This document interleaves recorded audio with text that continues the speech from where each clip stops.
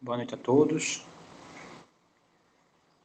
Bom, como foi combinado na sexta,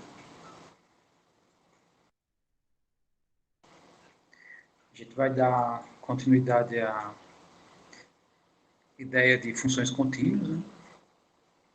E depois a gente vai começar a fazer a discussão de alguns exercícios. Bom, a gente fez algumas discussões, apareceram algumas dúvidas, né, que infelizmente não deu para continuar por conta do equipamento. Então, eu vou fazer algumas observações, né, antes de iniciar esse nosso encontro e dar continuidade aqui às ideias. Bom, então, a primeira coisa que eu queria comentar, que eu acho que, pelo menos isso que eu vou comentar, em algum momento já achei estranho essa informação, né?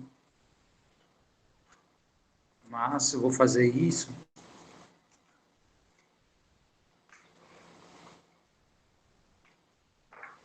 para que tudo fique esclarecido, né?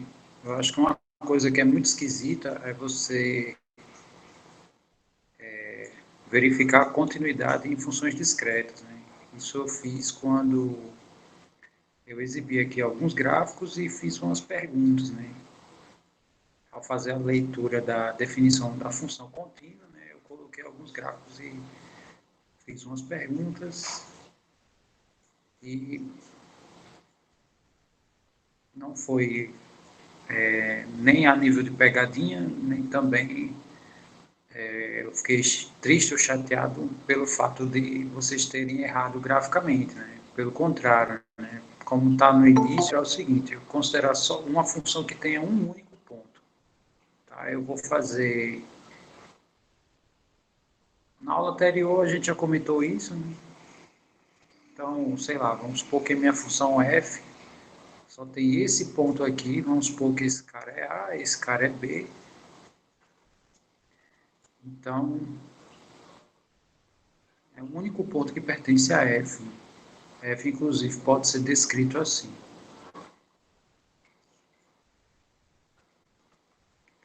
Bom, aí vem a pergunta, né? Será que o limite de f de x, quando x se aproxima do A, será que ela obedece à condição de função contínua, que no caso é essa daqui, né, que eu estou escrevendo?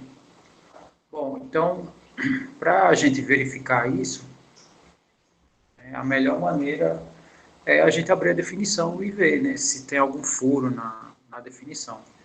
Então, não dizendo que isso é verdade, mas se isso for verdade, o que, que a gente diz, né? Que para todo epsilon maior do que zero, né? Ou seja, quando eu defino aqui um intervalo, né, de tal maneira que a distância desse B até a minha borda, né, seja uma distância epsilon, vai existir um delta, né, também maior do que zero, ou seja, vai existir aqui um intervalo centrado no A, que a distância do centro até a borda do intervalo é a distância epsilon, tal que a distância do x até A, quando for menor do que delta, implica que a distância do f de x, no caso para o aqui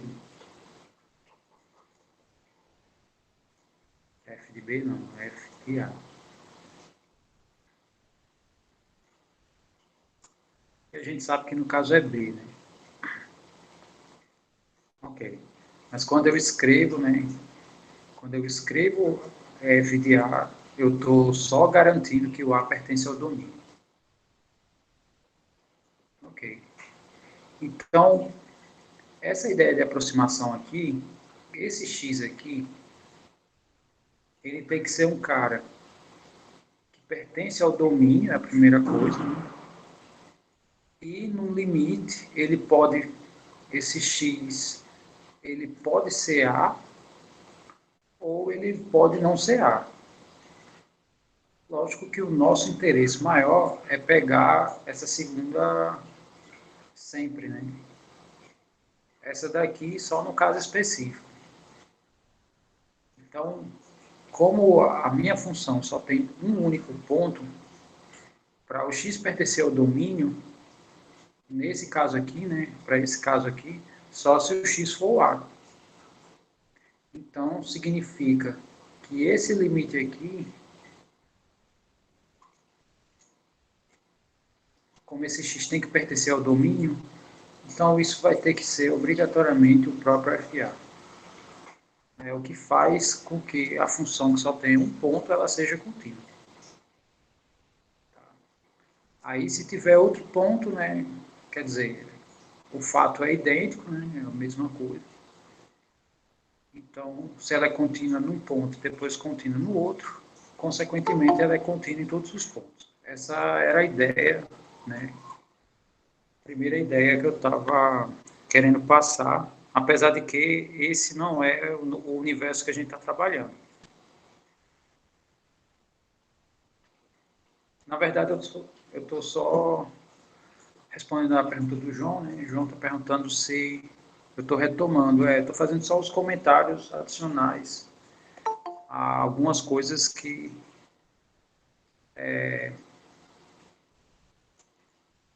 inclusive já foi feito na aula anterior. Ok. Outro detalhe interessante aqui em relação às funções contínuas é o seguinte, o nosso contexto, eu vou colocar algumas coisas aqui,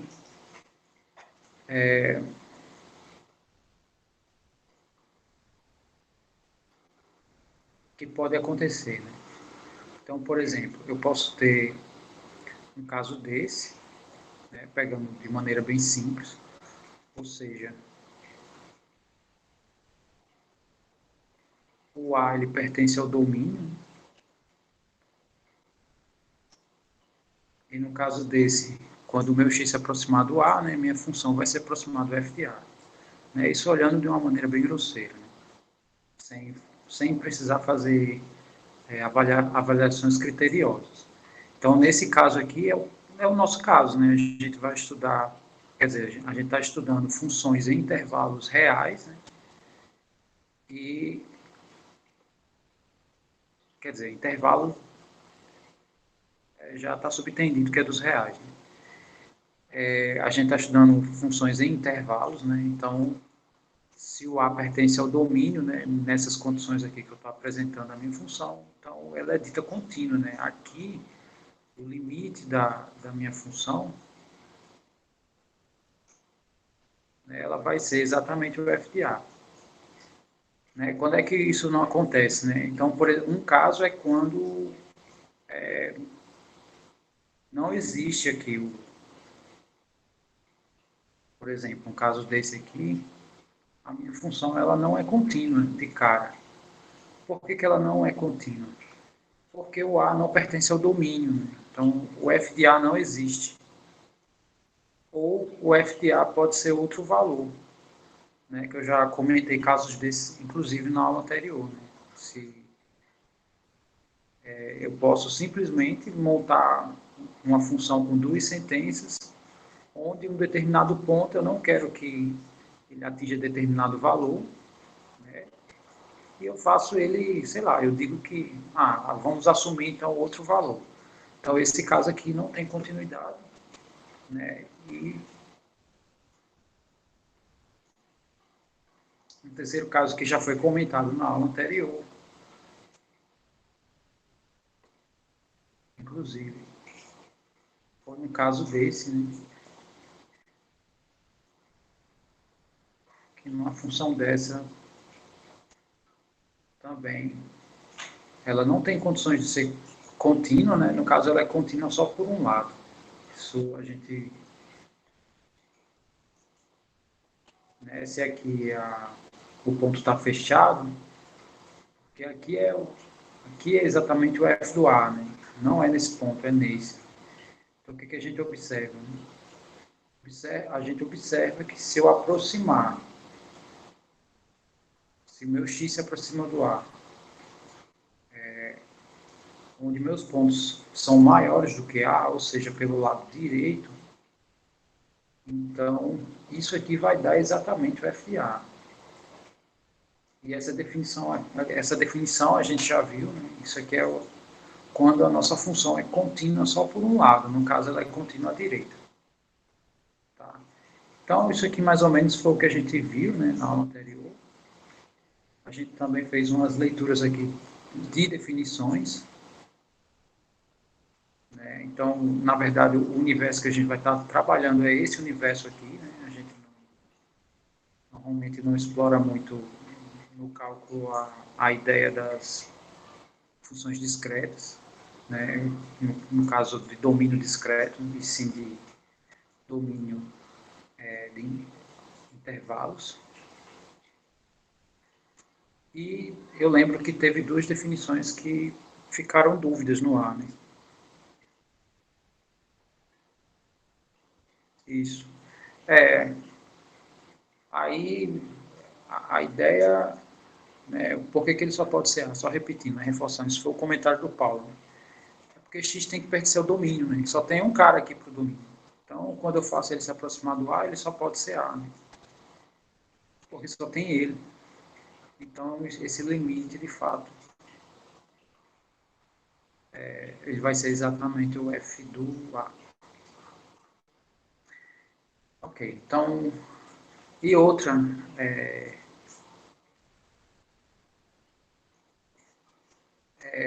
o asterisco é o que a gente normalmente, nas funções reais, né, quando a gente explora os limites, a gente pega elementos do domínio que não são exatamente o cara que a gente está fazendo o x se aproximar, né? A gente não tem esse interesse.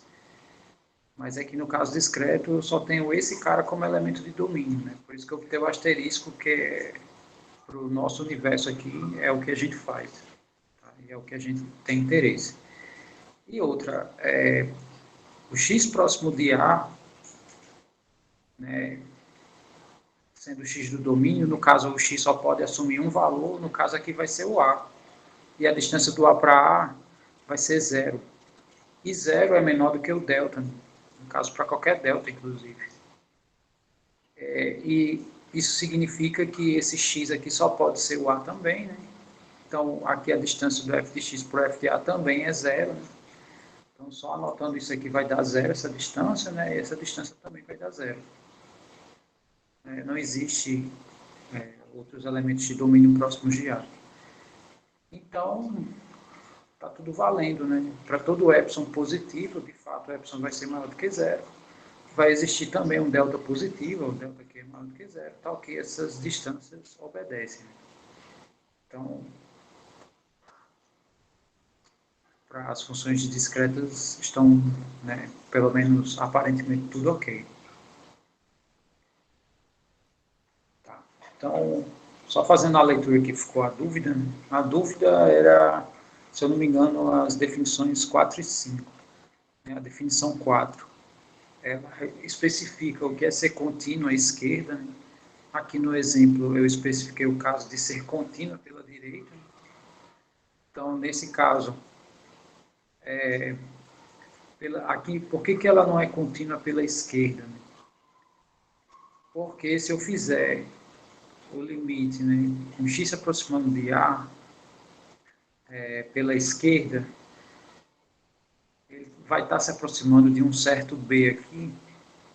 Né? Então, quando minha função está se aproximando do A, né, aqui minhas imagens estão se aproximando desse, sei lá, de um certo B aqui, e esse B é menor do que o F do A, quer dizer, não é a mesma coisa, né? São diferentes. Então, esse limite é diferente do F de A. E essa aqui é a definição da continuidade pela esquerda. Né? Ela não é contínua pela esquerda, porém pela direita ele é. Né? Então, ele só está dizendo isso. Né? Se eu tenho essa igualdade, minha função é contínua pela esquerda. Pela direita é o caso análogo, ou seja, quando aqui eu tenho um maisinho, né? E continua tendo a igualdade, ou seja, x está depois do A. Todos os x são maiores do que o A. E a quinta definição diz o seguinte, minha função ela é contínua no fechado, né? Então aqui eu peguei o intervalo fechado. Primeiro, se ela for contínua no aberto, então deixa eu só criar um exemplo aqui para a gente visualizar isso. Fazer um desenho aqui.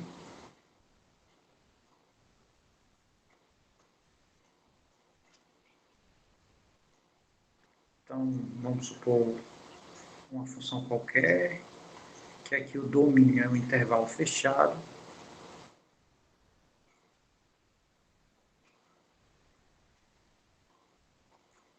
Né? Vou botar aqui, eu tenho as nossas imagens aqui. Então, quando é que uma função é contínua?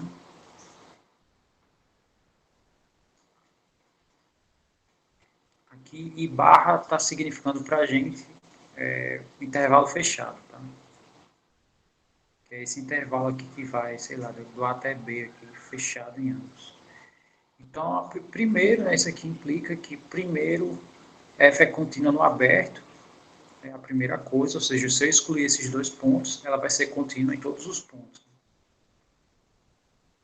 Além disso, ela é contínua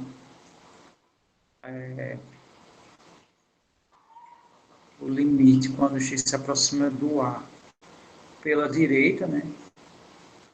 Pela direita porque pela esquerda não tem elemento de domínio, né? Eu não posso pegar a esquerda do A. Então, eu vou pegar x aqui, no caso, a direita do A, e isso vai dar exatamente o f do A, né? Que no caso, o f do A é essa imagem aqui. Ou seja, se isso acontece, o f ela é contínua pela direita em A. E isso aqui também vai acontecer, né? Limite x se aproxima de A pela esquerda, de A não, desculpe, de B. Pela esquerda, né? Ou seja, se eu pego aqui valores próximos de B, mais a esquerda do B, isso aqui vai dar exatamente o f do B.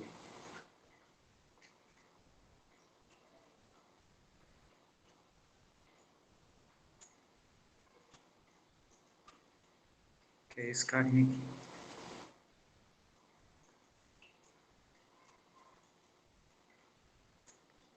Tá, então, se f é contínua no aberto, não, aqui é item 1, tá? Aqui eu estava enumerando, mas não vou enumerar mais não. Eu vou botar primeiro isso aqui, né? Segundo, aí eu como coloquei uma informação e outra, aí não vou mais enumerar. Ok, então se ela é contínua no aberto e ela obedece, né, essas duas continuidades, então ela é contínua no fechado. Tá?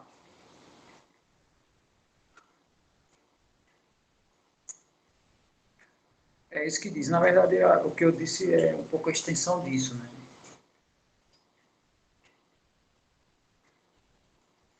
Porque eu botei lá uma relação de si somente si.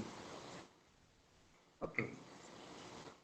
Antes da gente fazer algum exemplo, tem alguma dúvida até o momento?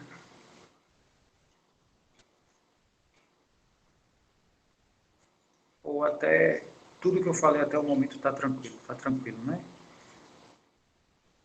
Ok. Tá. Então, nesses exemplos aqui abaixo, né, a gente vai considerar que as nossas funções são definidas em intervalos reais. Então, essa minha primeira função, né, a minha informação, ela está afirmando que a minha função ela é contínua em x igual a 1. Né, ela é contínua em x igual a 1. A minha segunda função está dizendo que essa lei é descontínua em 1. Essa também está dizendo que é descontínua. A 4 está dizendo que é descontínua em x igual a 0.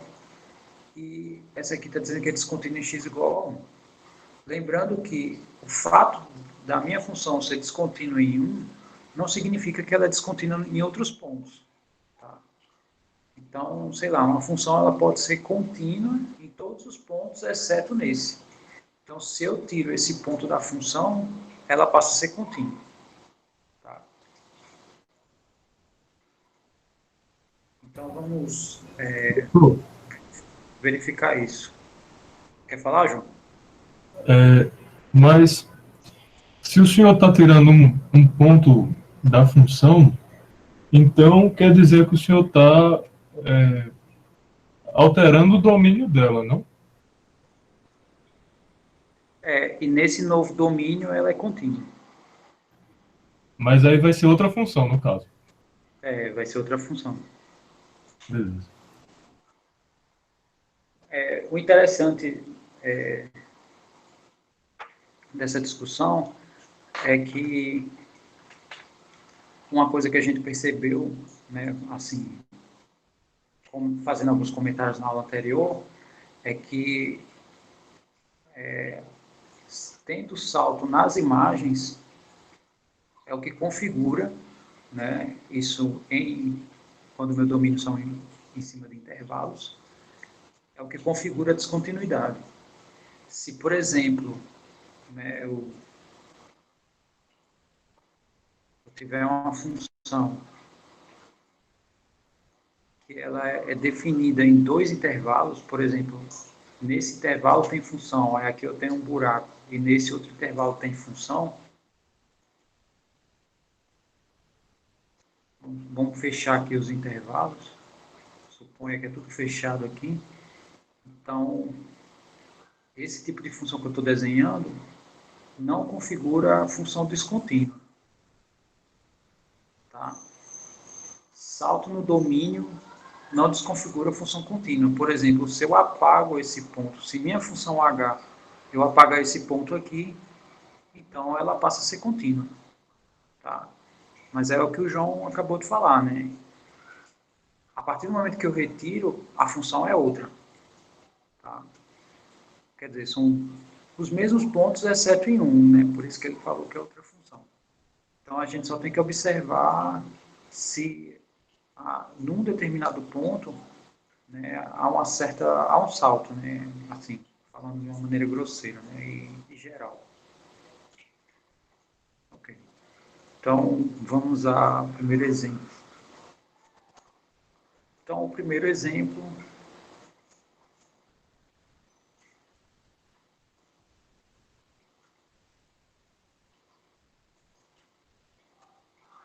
diz o seguinte: diz que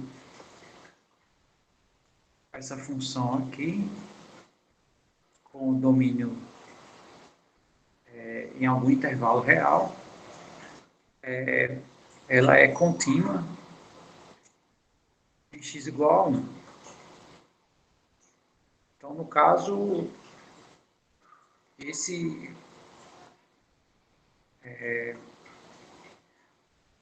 o domínio dessa função tem que ser um intervalo que contém o x igual a 1. Então, essa aqui é simples de verificar, né? O limite da minha função quando x se aproxima de 1, né? O limite dessa função aqui vai dar 3, né? Porque esse 1 vai estar duas vezes algo próximo de 1 é algo próximo do 2, e algo próximo de 2 somado a 1 vai dar algo próximo do 3, né? Então, a minha função ela se aproxima do 3 quando x se aproxima do 1. Além disso, isso aqui é o f do 1. Então, ela é contínua nesse ponto. Tá? É isso que o primeiro exemplo está dizendo. O segundo já é um caso de descontinuidade. Tá? Então, ela está dizendo que quando x for 1, ela não é contínua. Então, vamos só... Deixa eu só escrever a lei aqui e vamos fazer as averiguações. Então, eu tenho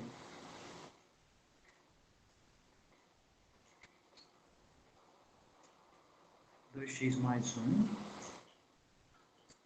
Esse caso aqui foi o que eu comentei.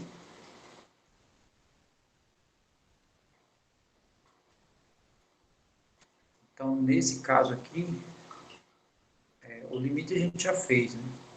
O limite dá 3. Porém, o f do 1 é 4. Então, isso aqui está sendo diferente, né? No caso, esse caso aqui eu tenho aqui uma reta, mas no ponto 1,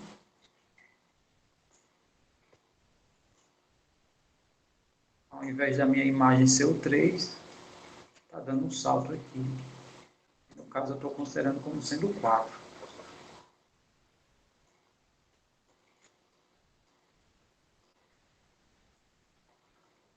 Então, essa função aqui, de fato, é descontínua em x igual a 1. Lembrando que uma função ela é descontínua se ela for descontínua em pelo menos um ponto, né? Então, no caso aqui, se eu desconsiderar essa segunda sentença, né, aí ela passaria a ser contínua. Tá. O exemplo 3, ele é análogo ao 2. Né? A diferença é, quando x for igual a 1, né, no caso eu vou lançar a pergunta para vocês.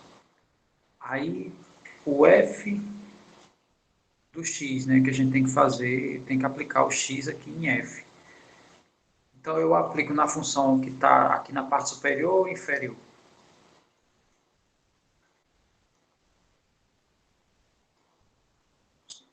Isso.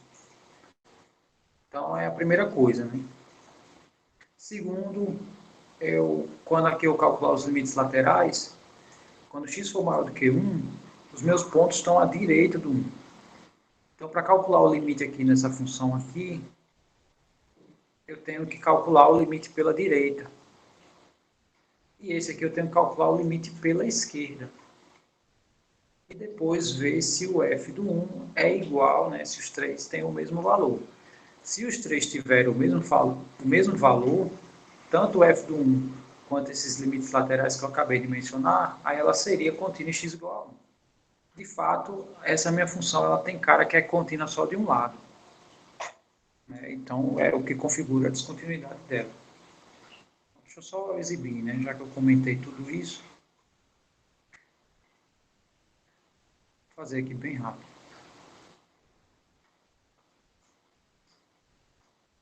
Aqui é x mais 1 e 1 menos x. Aqui é x maior ou igual que 1, se eu não me engano. O x menor do que 1, eu vou só ao contrário, eu acho. Deixa eu ver aqui. É, contrário.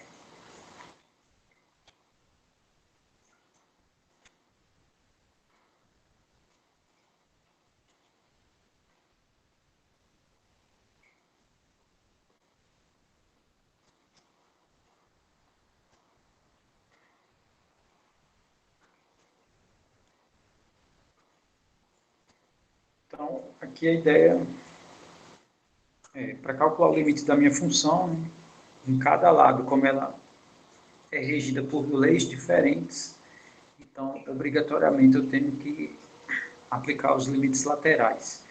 Então, vamos fazer isso, né? Quer dizer, só...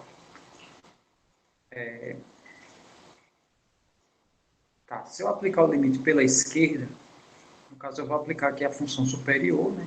Está na sentença superior, ou seja, vai ser x mais 1, a lei, e quando x se aproximar do 1, isso aqui vai estar próximo do 2. Por outro lado, quando eu aplico pela direita, a lei que eu vou usar é a de baixo, e isso aqui dá zero. Né? Quando o meu x estiver próximo do 1, essa diferença aqui vai dar próximo do zero. Então, aqui eu já posso, né, com essa informação aqui, eu já posso garantir que não existe o limite. existe o limite do f de x quando x se aproxima do 1. E se não existe o limite, essa igualdade aqui não pode ser atendida, né? Quer dizer, já não tem como, né? Se não tem esse limite, não tem como ser igual ao f do 1. Então, acabou-se, né? Em relação à continuidade, a gente já pode concluir que a minha função f é descontínua em x igual a 1. E no caso, o f do 1 dá 2, né? Então, ela é contínua pela esquerda.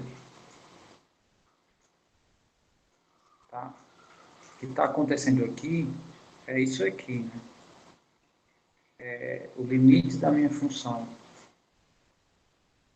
Quando x se aproxima do 1 pela esquerda, é exatamente o f do 1. Então, ela é contínua só pela esquerda. Sim, deixa eu ver aqui. Tem uma pergunta, né?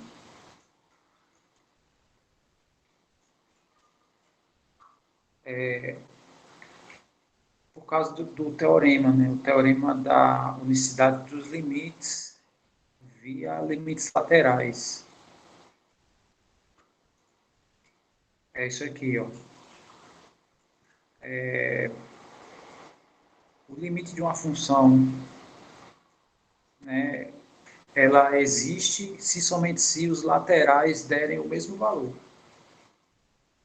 Aí, no caso lá, uma deu 2, a outra deu 0, né? Então quebrou esse teorema. Né? Então nem o limite existe.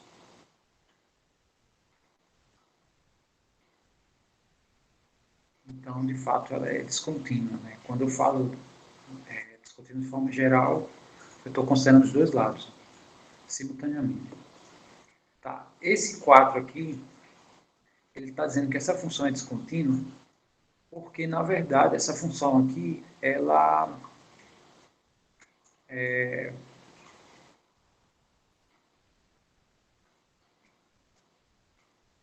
se transforma numa função de duas sentenças. Tá? E, na verdade, não existe o limite, né, quando x for 0 aqui. Isso. Então, vamos só mostrar aqui.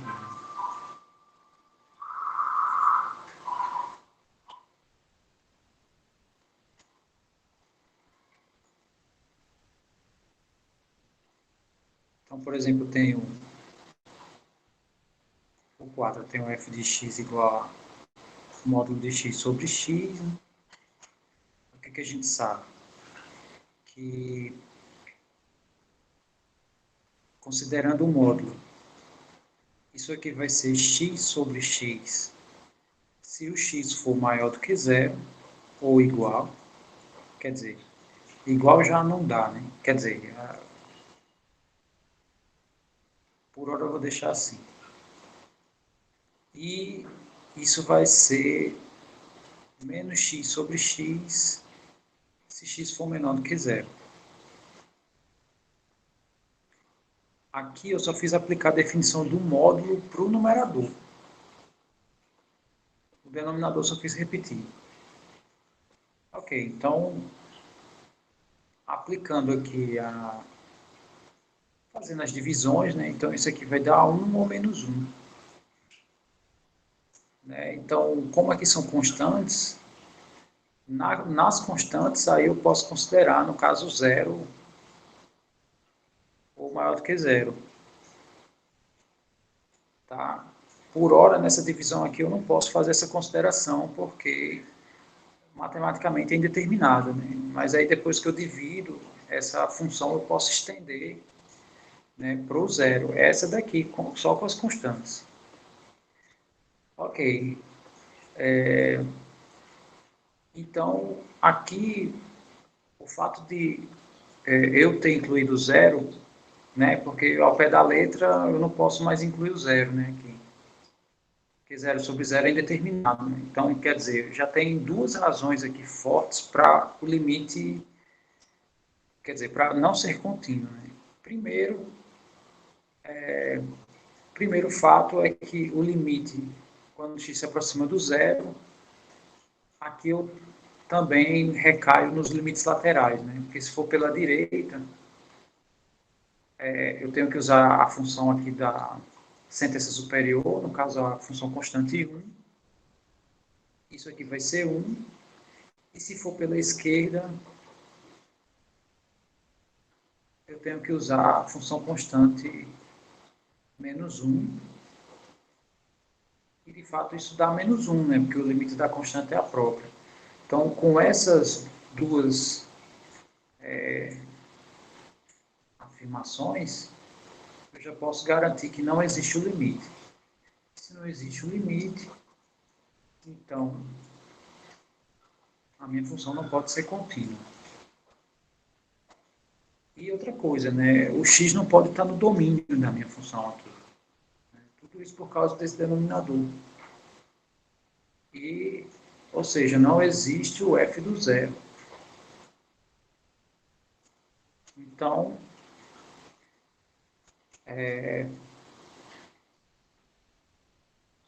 aqui eu tenho duas razões para que ela não seja contínua em zero.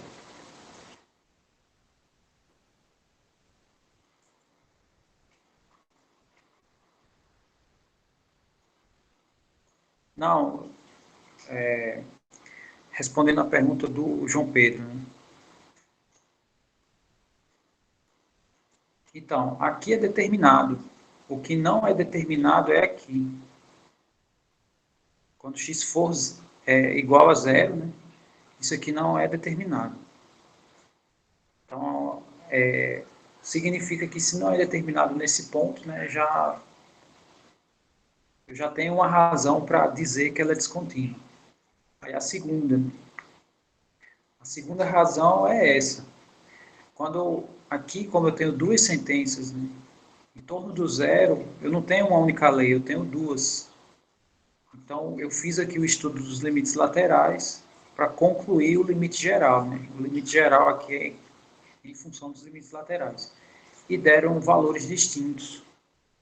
Ou seja, quando o meu x está próximo do zero, esse limite não existe porque ele pode dar dois valores, né? Aí já estou respondendo a pergunta do João Guilherme, né? Por que eu botei ele se aproximando do zero? Porque eu fiz a avaliação pelos laterais, né? Aí recai naquele teorema, né? Deu diferente, o limite não existe. Então, essa função, de fato, ela não é contínua em x igual a zero.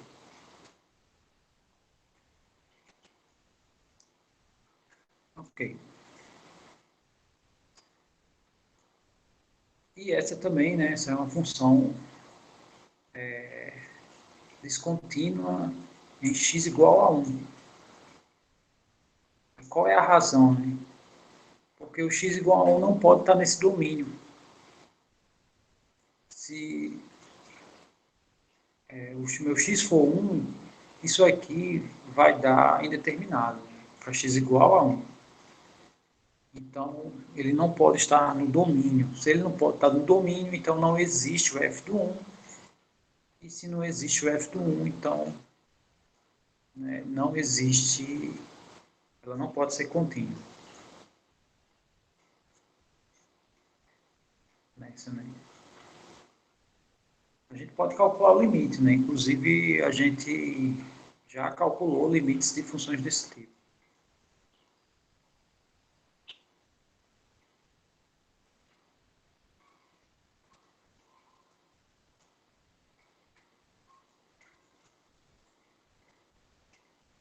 Então, essa condição aqui implica a não existência disso, né?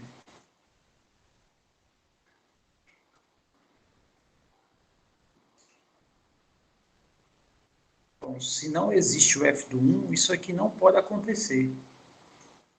Né? Por isso que ela é descontínua. A questão da descontinuidade é a obediência dessa igualdade. Professor, mas lá no começo o senhor não fez uma função que dava 2 pontos só e era contínua? Tipo, eu não... Então, aqui no f de 1 não tem ponto. Esse é o ponto-chave, né? Ah, mas eu não estou tirando o 1 do domínio, então não preciso olhar se tem f de 1 ou não. Não é isso, não? Eu tinha entendido assim. Então, na verdade, então eu me enganei, porque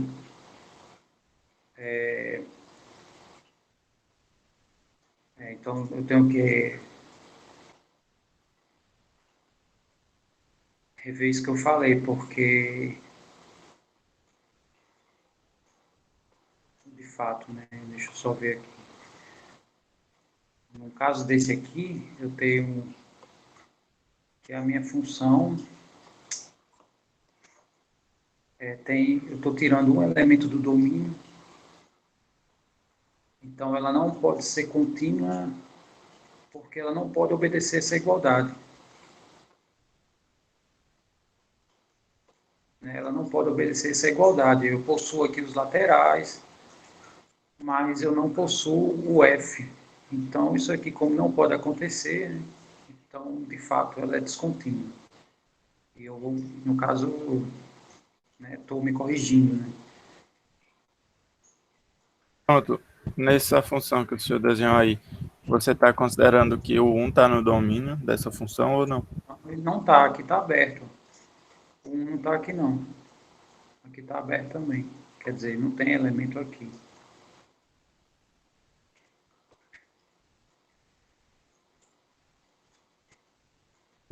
Então, se você fizesse uma função que botasse só 2 pontos assim, perdidos, ela não seria descontínua, não? Não, porque a questão aqui é que não tem. Quando tem, ela é. Quando não tem, é que ela não é. Pelo menos é o que... Não sei se você está entendendo isso, né? Eu estou entendendo o fato. Deixa eu pegar aqui. Vou pegar uma função aqui que só tem um ponto, né? De domínio. Tá, então, esse domínio, ele faz parte da... Quer dizer, a minha função, vou chamar isso aqui de f, né? Só para ficar diferente, a função que só tem um ponto de g. Então, sei lá, vamos dizer que esse ponto aqui é A. O G de A, ele existe. Aqui não. O F de 1, ele não existe. É isso.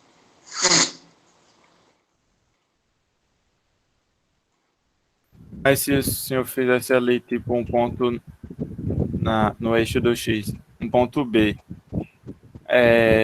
e eu quisesse saber o G de B, não teria. Então não seria descontínuo. Espera aí, você está botando... Tá Fazer um assim? ponto, fazer um ponto um B. Pronto, aí o G de B eu não tenho. Então ela é descontínua. Exato. Ela é descontínua em G de B, porque G de B não existe. Mas aí é o que a Michelle... comentário dela é pertinente. Essa função é contínua? Só não é no ponto 1. No ponto 1 ela não é. Por quê? Porque não existe. Uma função ela só pode ser contínua nos pontos que fazem parte do domínio. Aqui é a mesma coisa. Em A ela é contínua, em B ela não é. Por quê? Porque B não pode fazer parte do domínio de G. Professor.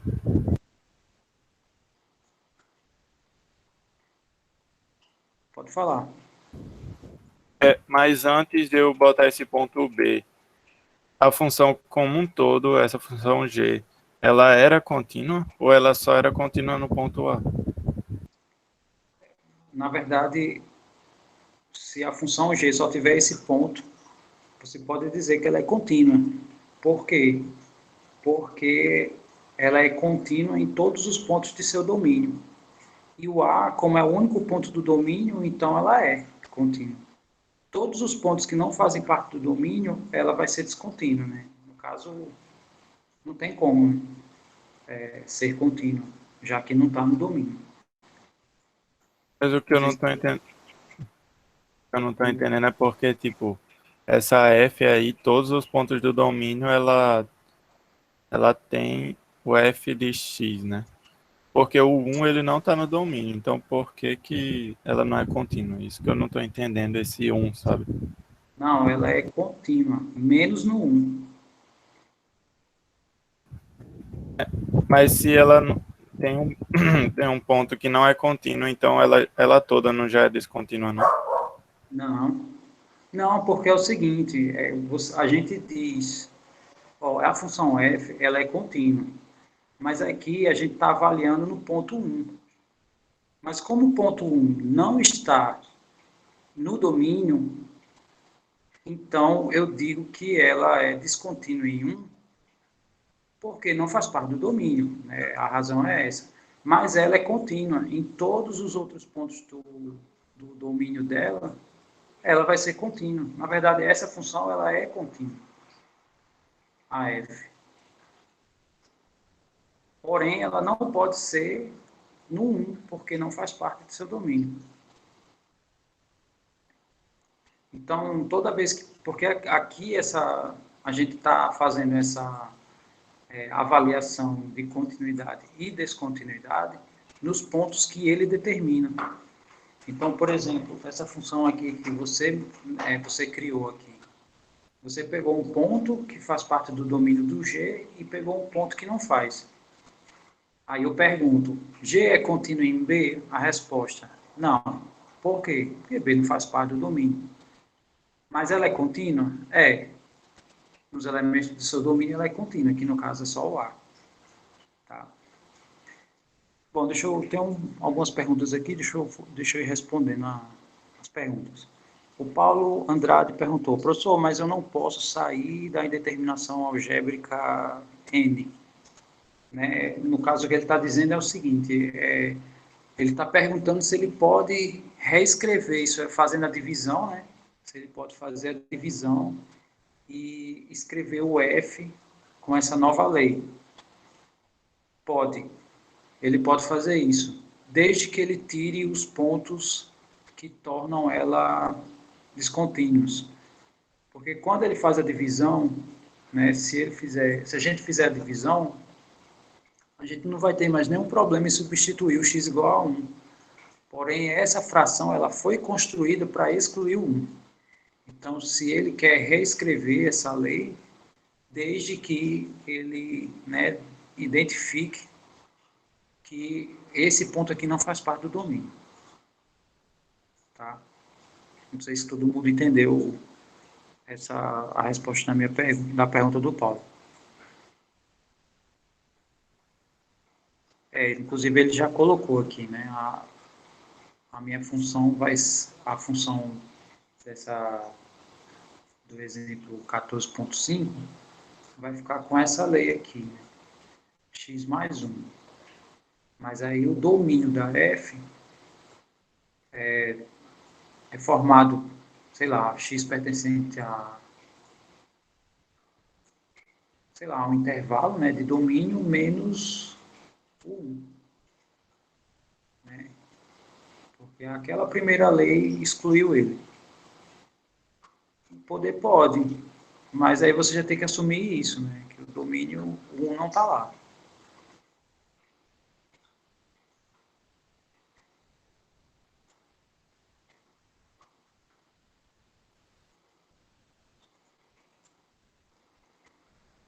Tá, e Michele, mais na frente, né? Pergunta, acho que é assim, né? E por que tem uma diferença entre ela ser contínua no domínio ou em um intervalo específico? Na verdade, o domínio é o intervalo. A gente está fazendo... Ah, é? Deixa eu ver. Ah, tá. Não é pergunta, né? É porque tem uma diferença entre ela ser contínua no domínio ou em um intervalo específico. Ah, tá. Aí depois ela disse que não entendeu. Tá, eu quero saber o que foi que ela não entendeu. Diga aí, Michelle, que você não entendeu.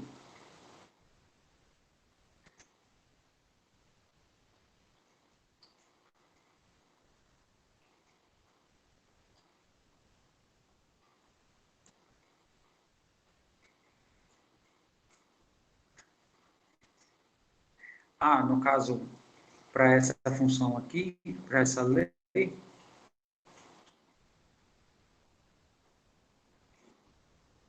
é porque é o seguinte, ó, vamos pegar uma lei, eu vou fazer o processo inverso. Como assim? Tá? Uma função h de x qualquer, que essa função aqui suponha que seja 2x. Na verdade, 2x mais 5.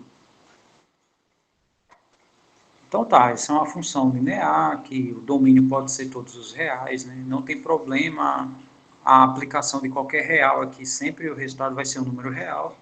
Aí é o seguinte, suponha que você me diga o seguinte, olha, eu quero retirar do meu domínio o 8. Aí o que eu tenho que fazer nessa lei para retirar o 8 do domínio? Faz isso, ó. X menos 8 e divide por x menos 8. Por quê? Porque aí, a partir de agora, toda vez que eu aplicar o 8 aqui no lugar de x, vai dar 0 sobre 0. Então, eu estou transformando a minha imagem numa indeterminação. Né? Indiretamente, eu estou tirando um elemento do domínio aqui. No caso, o 8 não pertence mais ao domínio.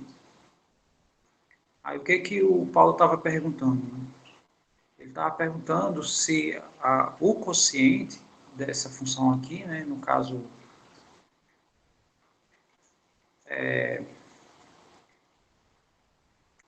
o f de, eu não lembro se é x2 menos 1 sobre x menos 1. Ele estava perguntando assim, se eu podia fazer a divisão desses dois polinômios e trabalhar com a expressão depois que a gente divide. Aí eu disse que podia, não tem problema. Mas como a função é essa, nessa função aqui, os elementos do domínio não têm o 1. Né? Então, colocar aqui de forma geral, o domínio são os reais, vamos supor que todos os reais menos o 1. Então, se eu for trabalhar com essa função aqui, o 1 não tem problema se ele entrar no domínio. Mas essa função excluiu ele, então aqui eu tenho que excluir também. Foi isso que eu tinha dito. Não sei se deu para entender.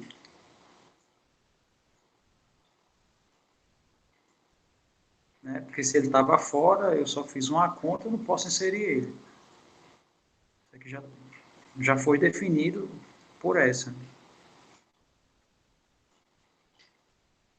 Inclusive, esse caso contrário aqui,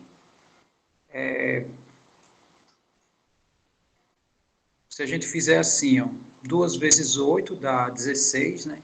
16 menos 5 dá 11. Então, eu posso criar a seguinte lei de formação para não ter, não excluir ninguém. Né? Então, por exemplo, se eu criar essa lei assim, ó,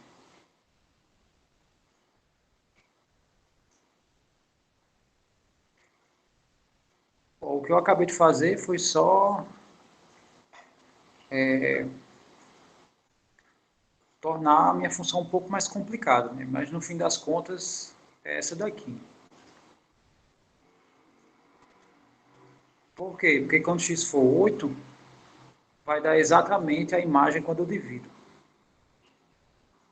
Tá? Então, no caso, essas duas funções são idênticas, né? Elas possuem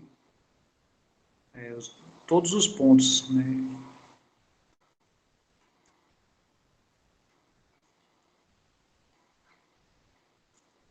Tá, enquanto eu estava tirando a dúvida da Michelle, parece que estava rolando um debate aqui, né? Deixa eu só ver.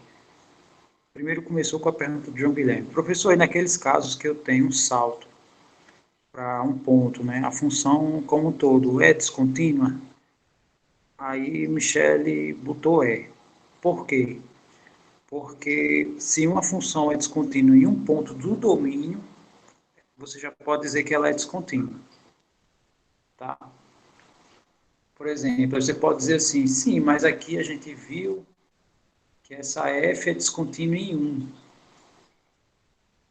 E você está dizendo que ela é contínua aqui. Na verdade, essa função é contínua em todos os pontos de seu domínio. Logo, todos os pontos que não estão no seu domínio, ela automaticamente vai ser descontínua.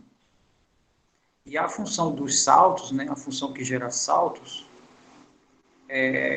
a descontinuidade é num ponto do seu domínio. Essa é a diferença. Então, eu tenho aqui uma função que, em seu gráfico, ela tem um salto em um ponto, né, sei lá, vou botar... O C faz parte do domínio da função. Então, nesse ponto, há descontinuidade. E como tem um ponto em que a minha função é descontínua, aí eu digo que ela inteira, no caso assim, não estou dizendo que ela é descontínua em todos os pontos, mas a gente chama ela de descontínua. Sei lá, a função R é descontínua.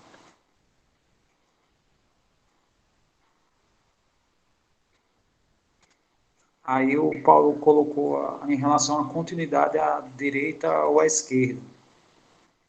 Bom, uma função ela é contínua num ponto se a continuidade da direita e a esquerda for idêntica, né? É uma extensão daquele...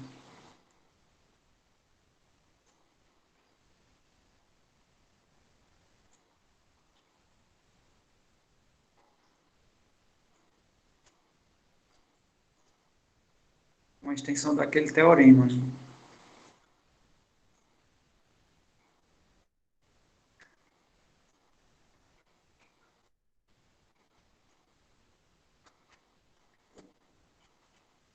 Tá.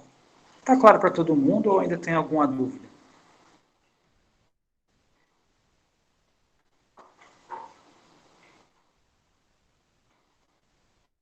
Eu sou mais ou menos nessa parte aí, tipo, entender que ela é descontínua, mas, tipo assim, você não falou que ali o ponto C, né? Eu não tenho um G de... Pô, aquela função é R, né? Isso daí. Isso. Pronto, aí R de C. Eu não tenho o R de C, então ela deveria ser contínua, não? É o quê? Então, Isso.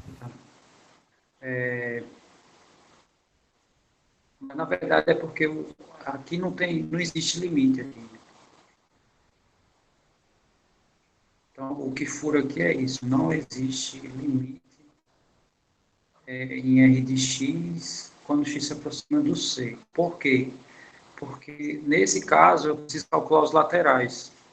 E pela esquerda, né, ele vai se aproximar do R do C, pela direita ele vai se aproximar de um valor que está mais alto do que o R do C, né? Sei lá, um valor aqui, um certo D. Então, se não existe limite, ela não é contínua nesse ponto.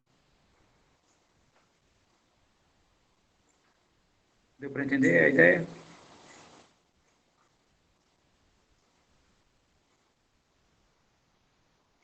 Sim, porque a outra lei de formação é tipo ali em cima.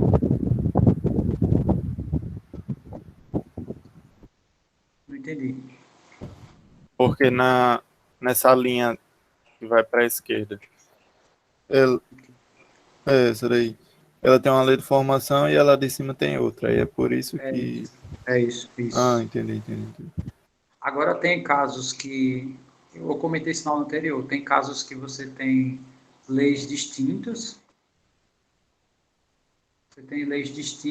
porém a imagem no ponto a ser avaliado, ela, sei lá, suponha que eu tenho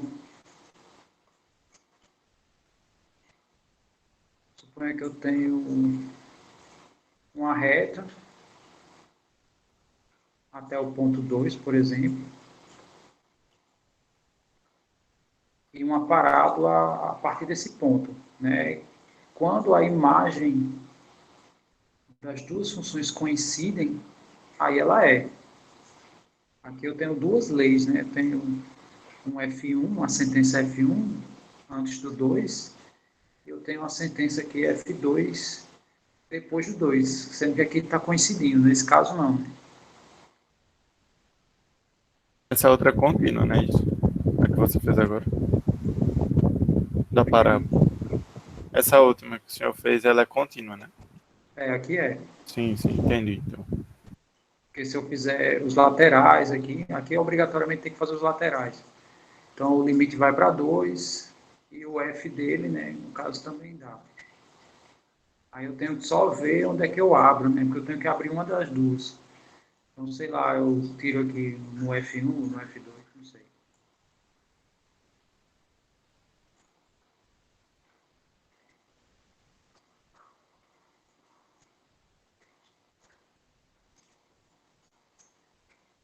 Ok.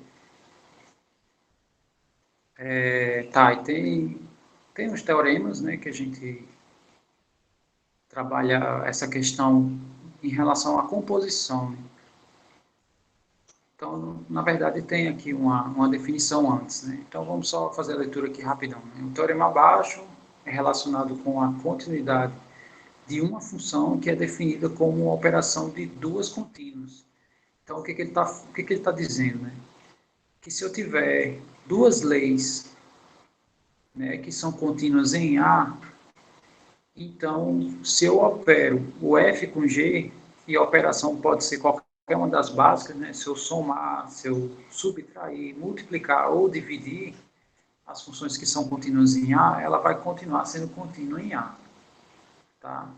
No caso, se a minha operação for de divisão, o G de A não pode ser zero. Né? Então, só essa ressalva aqui.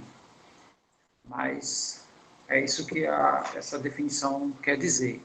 Aí o exemplo 15 diz o seguinte, ó, x ao quadrado é uma função contínua em qualquer número real. E 2 elevado a x também é uma função contínua em qualquer número real. Então, significa que se eu elaboro essa lei, no caso, a soma de um termo polinomial com um exponencial, né, então essa lei ela é uma função contínua. Da mesma maneira, se eu faço a função linear x e a função seno, né, significa que seu produto vai ser contínuo. Deixa eu conferir aqui se está tudo ok. Está normal aí?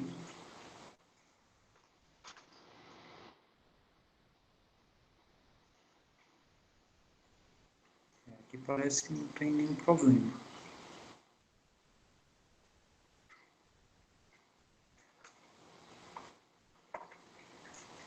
Ok, então, no caso, essa definição está estendendo, né?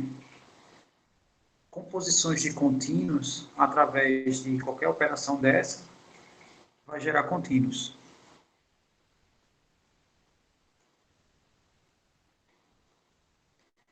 Aí tem um teorema, né? Esse aqui é um teorema que é o teorema do limite da composta. Né? Aqui ainda não é envolvendo compostas. No caso, substituindo uma dentro da outra. Né? Aqui, por hora, aqui está por construção, né? Ou seja, essa informação me garante, né, que duas contínuas, se eu opero dessa maneira, elas continuam sendo contínuas.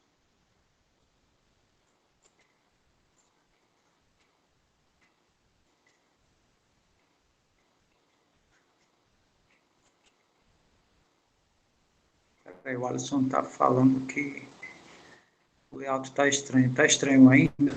Você consegue me ouvir bem? Consegue... Como é que está aí?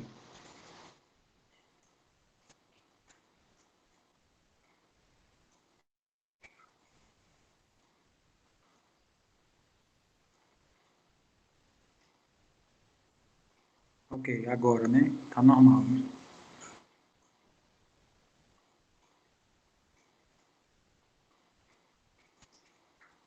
Ok. Ok. Tá, então vamos a esse teorema, né? A ideia desse teorema. Esse teorema diz assim, eu tenho f, uma função contínua num ponto B, e eu tenho que o limite de uma função g de x, quando x se aproxima de a, dá o b, né? Dá exatamente no ponto em que f é contínuo. Aí ele afirma, né? Se essas duas coisas acontecem, então o limite da função composta, né? Se eu fizer a composição de f com g, isso aqui vai dar o f do b. Tá? Então, na verdade, é um pouco intuitivo isso aqui, né? Porque o f bola g é o f aplicado em g. E o x está se aproximando do a, no caso, aqui em g, né, quando eu tenho essa aproximação, a minha função vai para b. E como a minha função f é contínua em b, então significa que o f do b existe, né? Aqui é um pouco intuitivo. Mas aqui só está me dizendo indiretamente, né, que se eu tenho esse tipo de função aqui, o f aplicado em g de x, o meu limite ele pode entrar, né, dentro da aplicação do f. Assim, eu vou detalhar melhor o que eu estou falando. Indiretamente, esse meu teorema está dizendo assim. Se no caso aqui eu estou comentando a ideia da conclusão. Bom, isso aqui pode ser reescrito assim, né?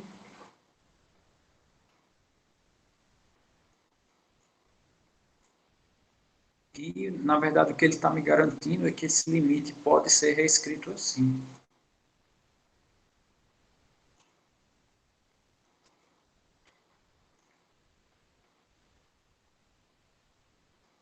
E esse limite a gente sabe que está indo para B, né? Consequentemente, isso aqui está dando o F do B. Assim, em linhas gerais. Mas isso aqui não é prova, tá? É só uma observação, né? Que esse limite está dando isso, né? Como conclusão.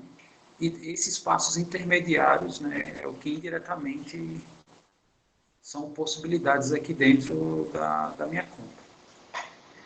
Tá.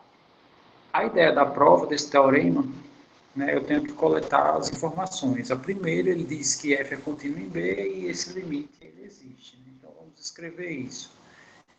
Então, o limite de um certo g de x, quando x se aproxima do a, é B, e f é contínua em B.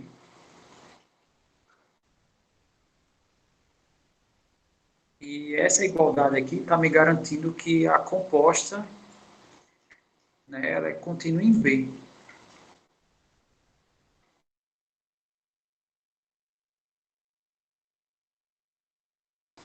Nesse ponto de domínio, né, que ocorre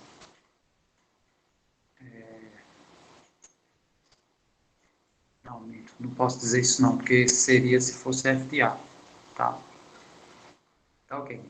Então vamos à prova desse teorema. Se esse limite ele ocorre, né, então significa que aí começa aquela história, né? Para todo epsilon, né, a gente vai abrir aqui o limite. Existe um delta 1, tá ok, a distância do x para o A, quando for menor do que delta 1, isso aqui implica que a distância do g de x para o B é menor do que epsilon 1. Bom, então essa informação aqui é uma das premissas do nosso teorema, né? No caso, eu abri essa informação, né? A equivalência desse limite é esse. E a equivalência da minha continuidade, né? É que o limite, né? Aqui eu vou usar outra variável.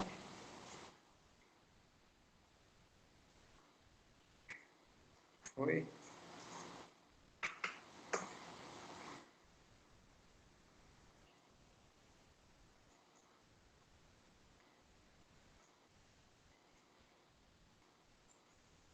Sim, aqui no caso parou de apresentar.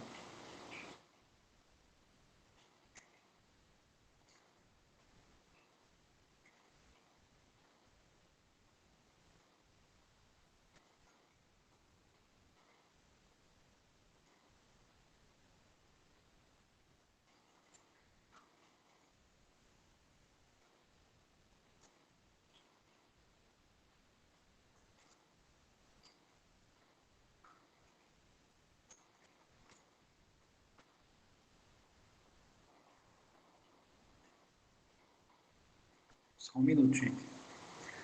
Aqui quando eu botei para apresentar, fazer a apresentação, caiu a conexão aqui. Tá? Então, aguardem um pedacinho que já já eu normalizo aqui a situação do equipamento.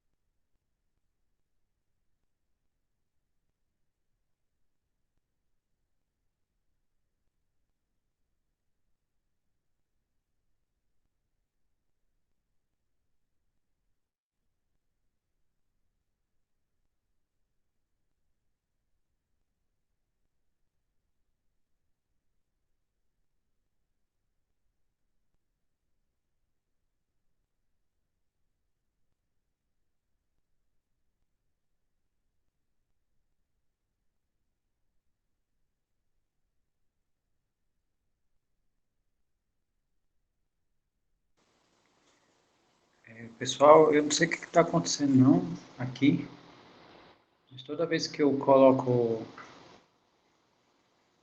para minha tela compartilhar, ele diz que eu preciso conceder as permissões.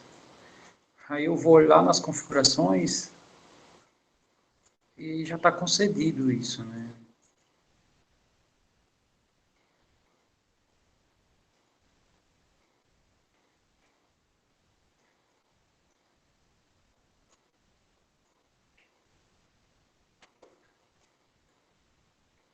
Deixa eu só ver aqui se...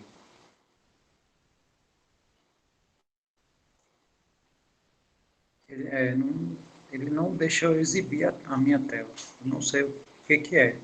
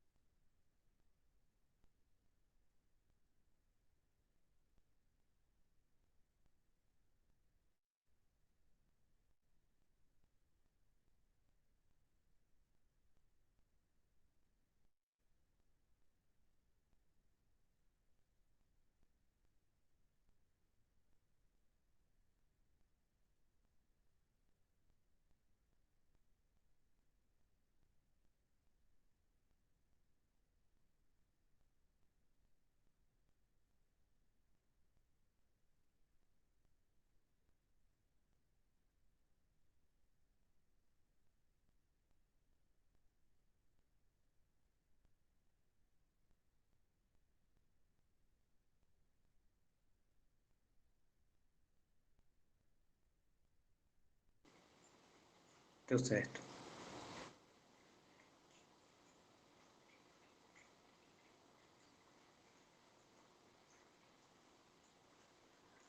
Ok. Então, deixa eu vamos voltar aqui para a ideia que eu estava falando. A gente estava falando desse teorema, né, que se f é contínuo em B, e esse limite existe, né, esse limite, no caso, é o próprio B, então, o limite da composta, né, vai dar o f do B. Aqui não garante que f bola G é contínua em A, né, o que vai garantir isso é o próximo teorema. Ok, então, sim, voltando aqui à ideia da prova, eu estava dizendo que se f é contínuo em B, é porque exatamente isso aqui acontece, né?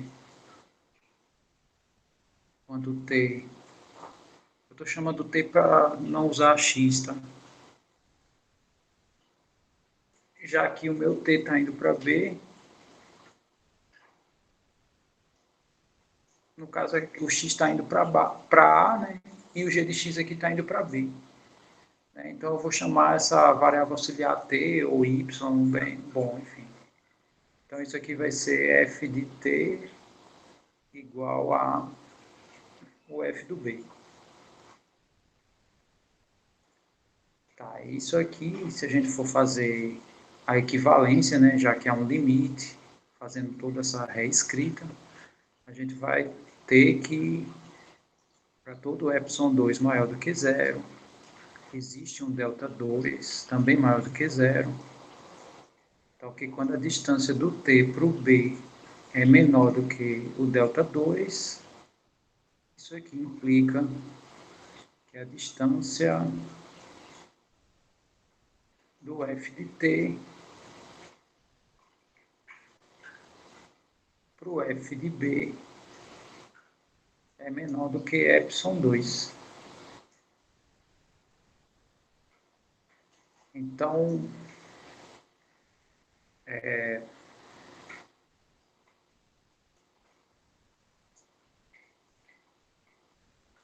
aqui no caso a gente só linka uma na outra. Como assim? Eu vou dizer o seguinte, eu vou fazer algumas considerações aqui.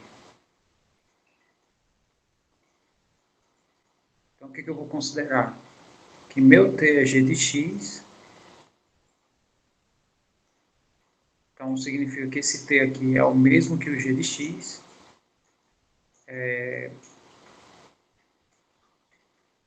Que meu ε1, que é esse carinha aqui, ó, eu vou considerar ele sendo exatamente o ΔH2.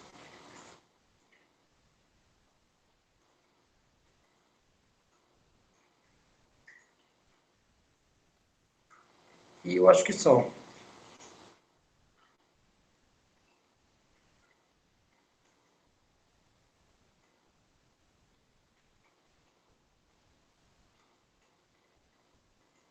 Com isso, a gente pode reescrever, né? Eu posso ligar essas duas informações da seguinte maneira, né?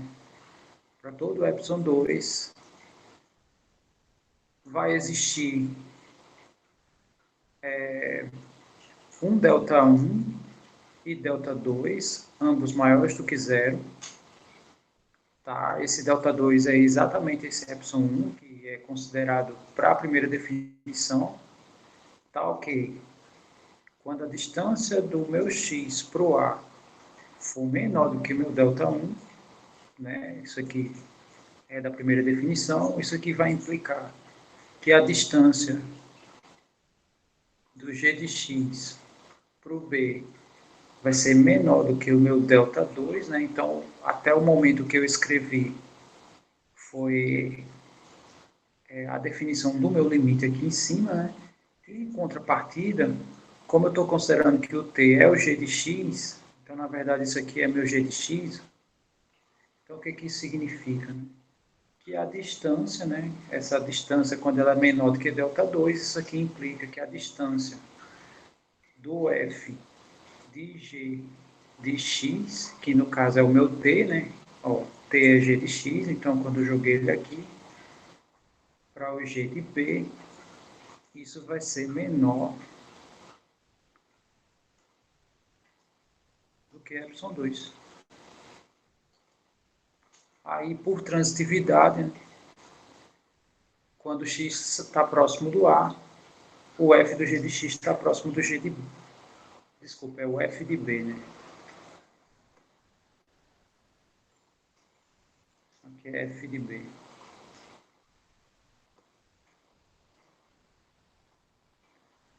Então, por transitividade, quando o meu x estiver próximo do A, significa que o f bola G vai estar próximo do f de B.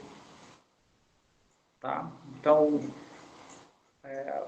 o significado, né, escrevendo dessa maneira, de tudo isso aqui que eu escrevi, é justamente isso, né? O limite do f do g de x, que no caso aqui é a conclusão, portanto, né, quando x está próximo do A, que agora, por transitividade, eu vou considerar essa aproximação, isso aqui vai ser exatamente o f do B. Né? E está aprovado o nosso teorema C7. Né? Então, de fato, isso aqui acontece quando eu tenho essas duas informações. Aí, no exemplo 16, eu tenho aqui alguns casos, o que ele está me falando? Né? Assim, qual é a consequência desse teorema aqui?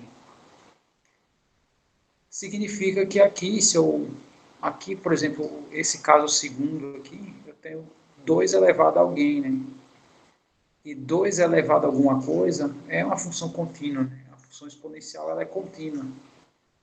E aqui dentro, quando o meu x se aproxima de 1, esse limite existe e ele dá um valor, né? No caso, quando x está próximo de 1, 1 ao cubo está próximo do 1 e 2x está próximo do 2. Então, isso aqui está próximo do 3, né? Que é o papel desse caso aqui. A função g de x acaba sendo a interna, né? E, no caso, esse limite ele entra, né? Como eu falei, né? Então, só justificando a aplicação desse limite aqui no exemplo 16, seria da seguinte maneira, né? Aqui, acabou o espaço.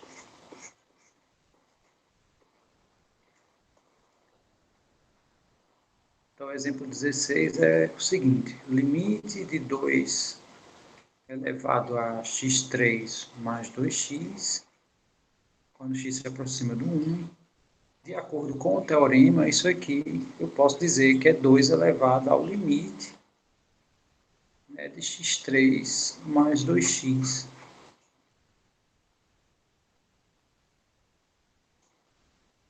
Porque a minha função 2 elevado a alguma coisa, ela é contínua, em particular, vai ser contínua no número que der aqui, né? 2 elevado a x vai ser contínua, né, no número que resultar desse limite. Então, isso aqui vai ficar 2 elevado a 3, né? Então, isso aqui dá 8.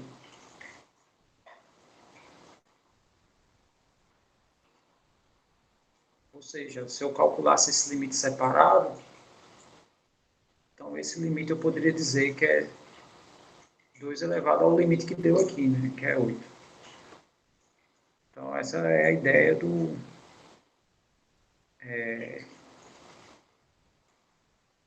da aplicação dessa composta. Outro caso seria, esse aqui eu poderia escrever como uma expressão ao quadrado, né?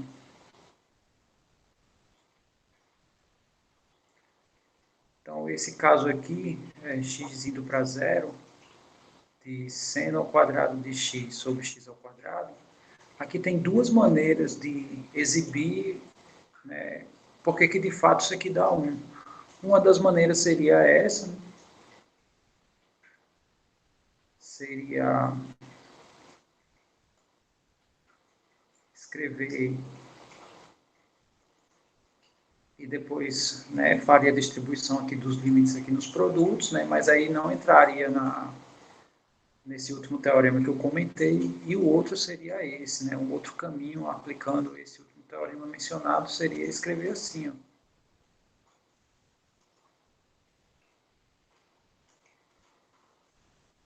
E a função, né, alguma coisa ao quadrado, né, x ao quadrado, y ao quadrado, t ao quadrado, ela é contínua em qualquer ponto, né? E esse limite aqui a gente sabe que ele existe. E, de fato, isso aqui a gente sabe que dá 1. Consequentemente, né, esse limite aqui, de acordo com o teorema, vai ser exatamente isso aqui, né?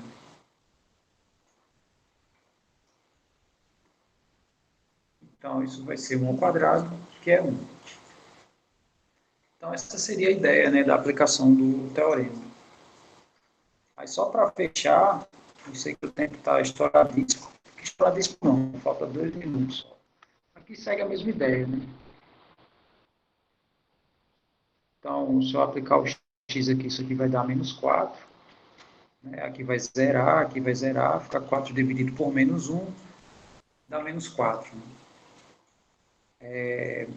Eu queria só mostrar a ideia da continuidade da composta. Que é assim, né? Se eu tenho duas funções contínuas, e se eu fizer a composta delas duas, vai gerar uma função contínua.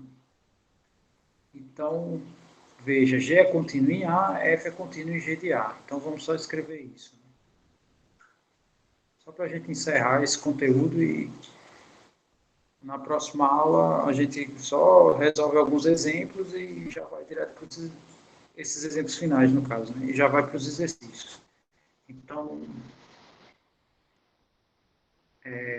G é contínuo em A e F é contínua em G de A. Ok, aí se a gente for fazer esse limite aqui,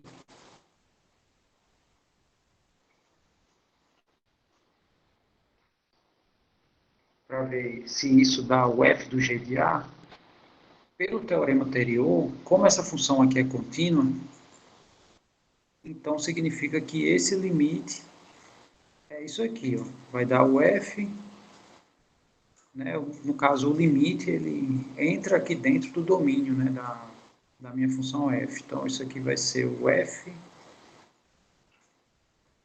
quando x se aproxima do A. Bom, o que a gente sabe disso aqui, né? A gente não sabe, a gente sabe que isso vai além desse limite, né? Porque G é contínuo em A. Aqui eu só não coloquei, está aqui embaixo. Bom, então se G é contínuo em A, esse limite aqui vai ser exatamente o f do G de A. Quer dizer, aqui dentro, né, vai ser exatamente o G de A, porque o G é contínuo em A. Então, esse limite deu exatamente o f do G de A. Logo, né, se G é contínuo em A e f é contínuo em G de A, então significa que a minha função f de g de x ela é contínua em A, né, porque deu a igualdade aqui, né, isso aqui deu igual a isso. E essa é a ideia do último teorema. No caso, essa aqui é a prova, né, é bem curtinha, que a gente usa uma consequência aqui do teorema anterior. Tá? Então é isso. Próxima aula a gente vê só esse caso, né, que ele está afirmando que essas aqui são contínuos, porque as funções, aqui eu só tenho contínuas dentro de contínuas, né, então cosseno é contínuo, 2 elevado a x é contínua, consequentemente sua composição é contínua.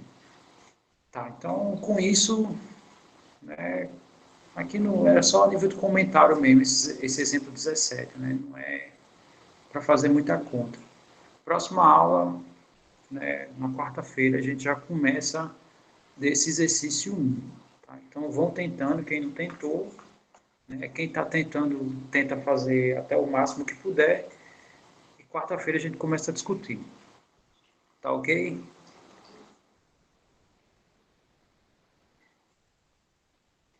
Bom, desculpa aí o problema que obteve aqui na internet, né? Mas, menos mal que eu não precisei cancelar. Eu já estava pensando que eu ia precisar cancelar, mas ainda bem que não tive problemas. Então, até quarta, tá? Qualquer coisa, vão colocando as dúvidas lá também no Telegram, né? Que eu vou exibindo, inclusive, no próximo encontro. Pois tá bom, então boa noite aí para vocês, tá? E até amanhã para alguns e até quarta para os demais.